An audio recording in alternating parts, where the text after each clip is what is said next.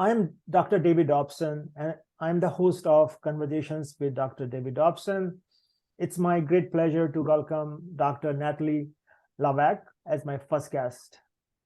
Dr. Levesque has a PhD in marketing from the Faculty of Business Administration at Laval University in Quebec City. She studied engagement relationship between a follower and an influencer on social media. Her research is on human brand and influential marketing. Welcome to show, Dr. Levesque.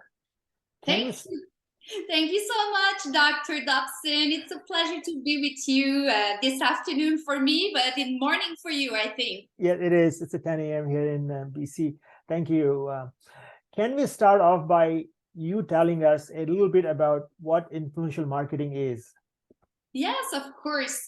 Influencer marketing using social media influencer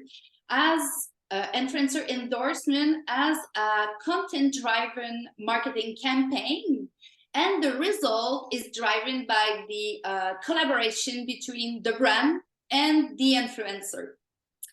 During my studies, I can clarify the definition of the influencer.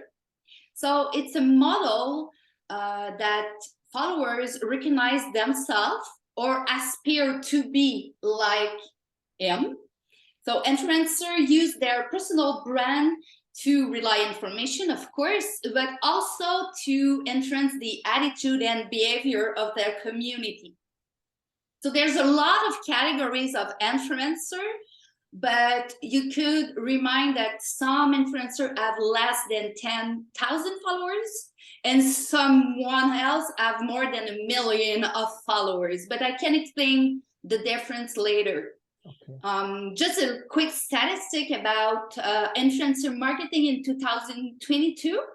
It was evaluated to $16 billion. Wow. American, and 75% of brand managers dedicate budget to influencer marketing. So it's a big thing. It's a massive, big.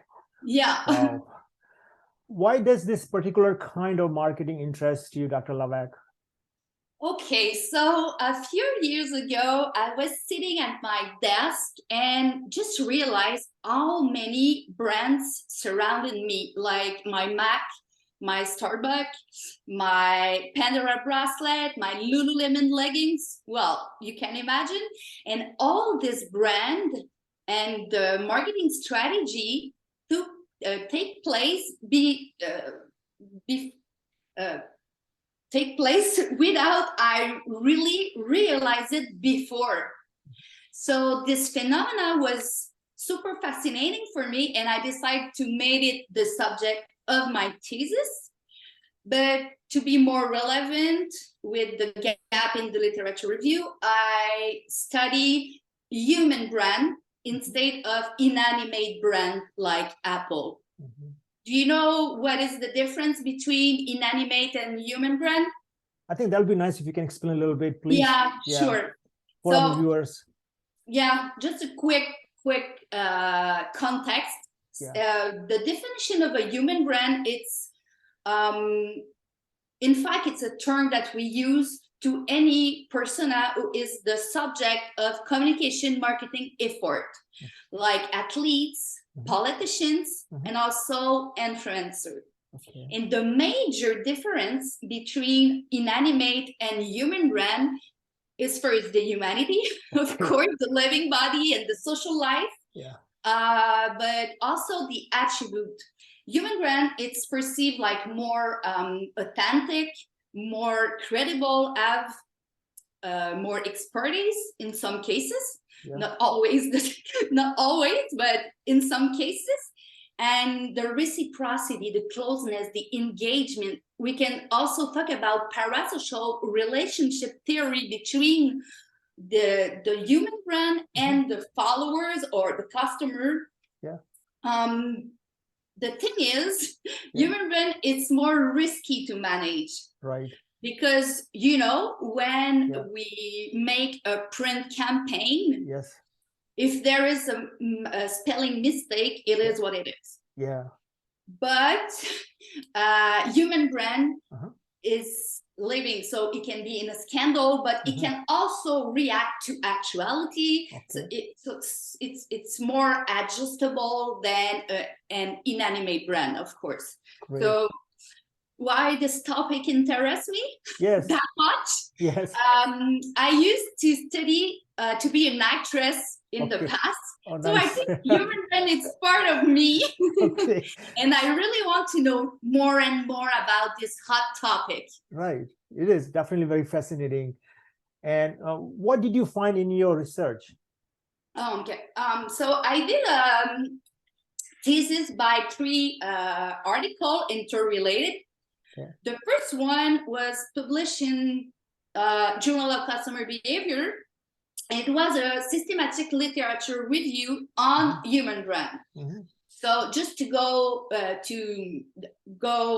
deeper overview of the literature and identify some opportunity related to trend and gaps.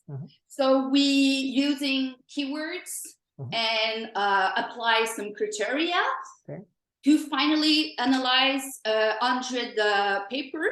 And what emerged is that since 2017, the human brand, the most studied human brand was influencer on social media. Wow. Thus, in the second paper, we tried to demystify the engagement relationship between influencer and follower.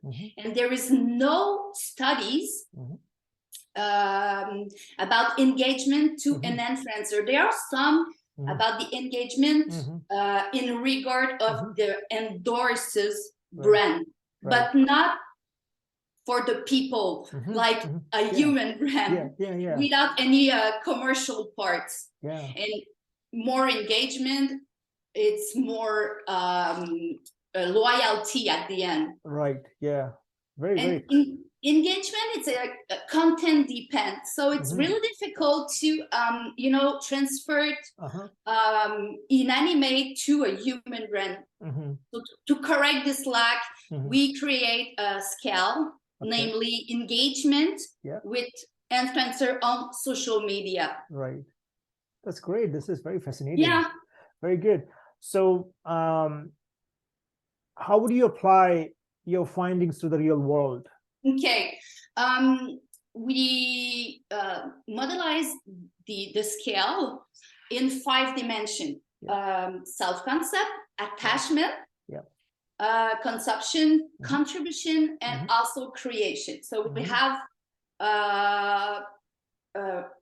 we have cognitive, affective, and behavioral dimension.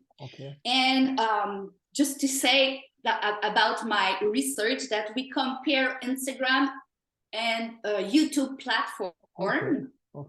And the results show that people on YouTube are more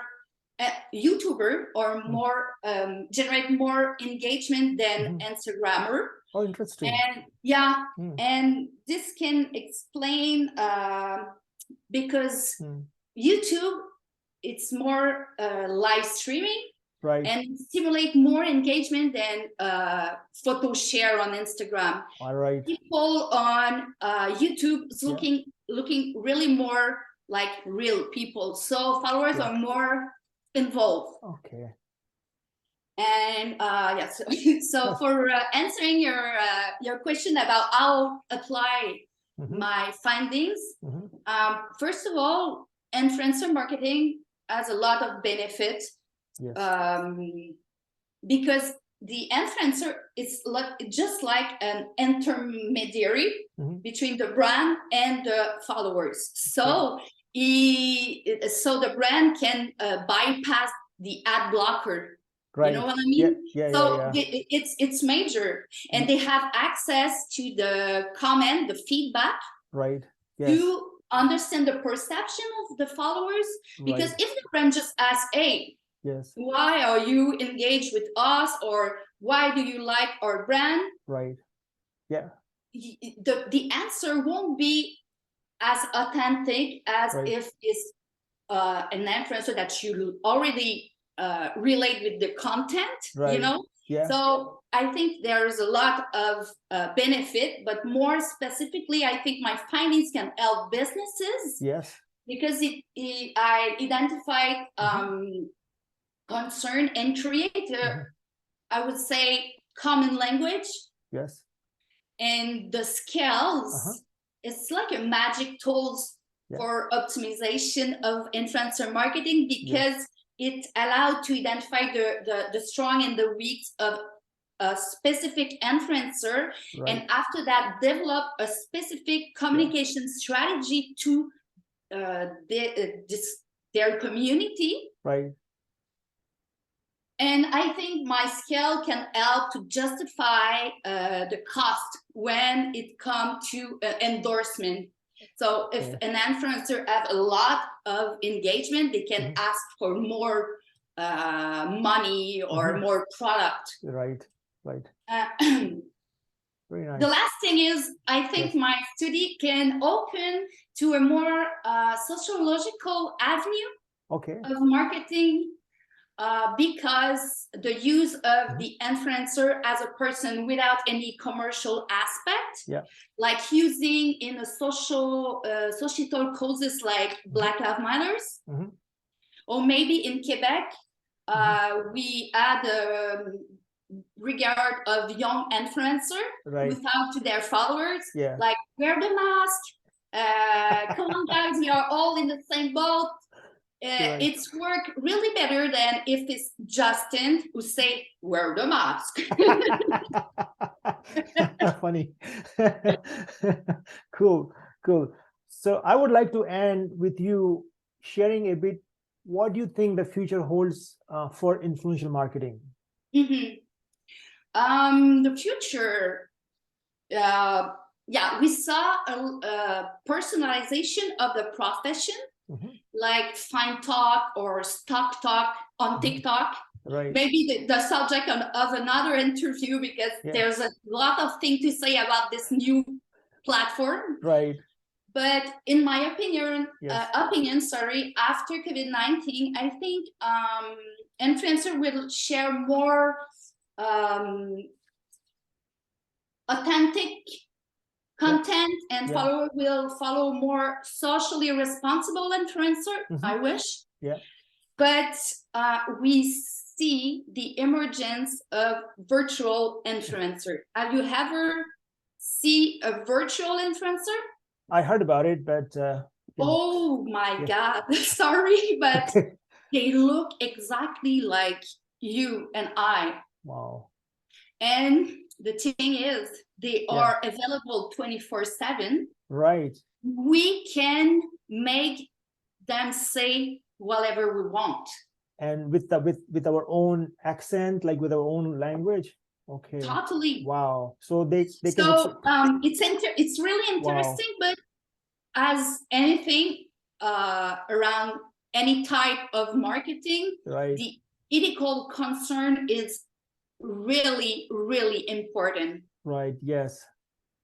As the rules, it's not well established in Canada, actually. But in a couple of years, they will be more regulated as other countries in Europe.